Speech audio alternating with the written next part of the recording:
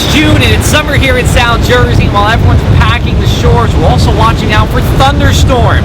June is one of our most highly impactful severe weather months, and that means the risk for lightning. And we're here at Avalon for this month's episode of On the Road to talk about lightning safety and how they're making sure beachgoers are having a fun and safe time at the shore.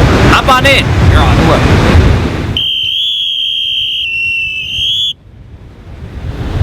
We're here in Avalon. We're cooler by a mile. It's actually a pretty cool day out today. And joined with me is Murray Wolf. He is the Beach Patrol captain here in Avalon. And Murray, you have been doing this for longer than I've been alive, right? Long time, correct? A long time. Yeah.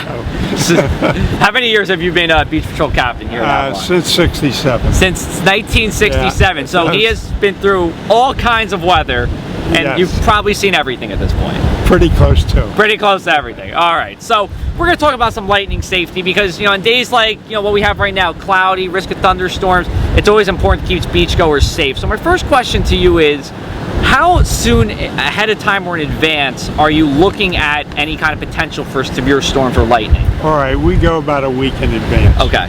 We watch your column in the press. Thank you. We get National Weather Service and our emergency management director, Marty Palugi, gives us out updates. So. And also the mayor of Avalon, so it works out very nice. He's looking out for you very nicely. Yes, he does. Yeah.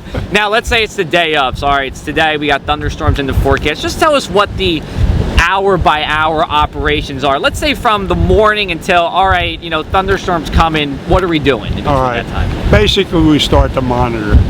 We have computers in the beach house. The lieutenants have cell phones. We monitor the storm, see where they are.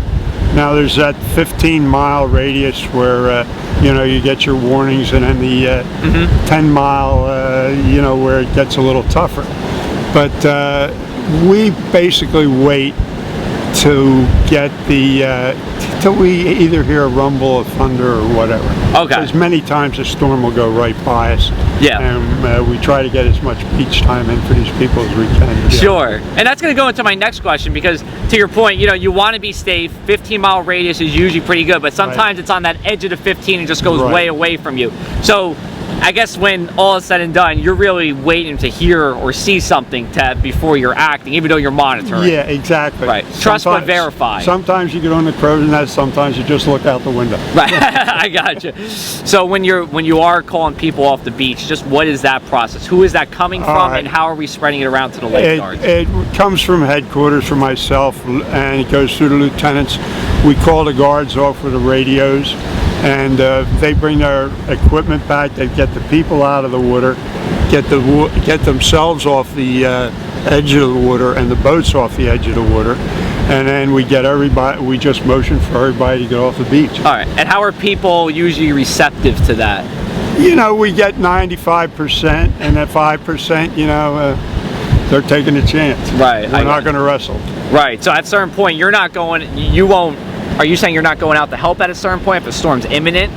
Oh yeah, we all go out. You will. Okay. We put trucks on the beach with guards, pull them in. The guards pull them in, and we motion the people off the beach. Okay. Now, Murray, you've been, like you said, you've been here since the '60s, so you've seen a lot. You have any crazy weather stories, whether good or bad, that you could share with us? Yes. We had a derecho about 3 years ago, and I think the prediction was like 2 to 5. Okay. And it was just cloudy. I wasn't here then. I wasn't. And it was just cloudy in the south, and it didn't look right though. Right. So we started pulling our stuff back, and you know, then it started getting a little darker, and it looked like a pretty good storm was coming up. We put all our boats back by the dunes. We pulled the guards off, and we pulled the people off simultaneously, really, and we got them going fast. And the storm came, and the guards, we told the guards to seek shelter before it came. Sure. They were all in their cars or in the beach house or whatever, and the storm came down the pike right here from the south, and it went from 50th Street to 15th Street and destroyed 6 lifeboats. and we had pieces of boats all over the place.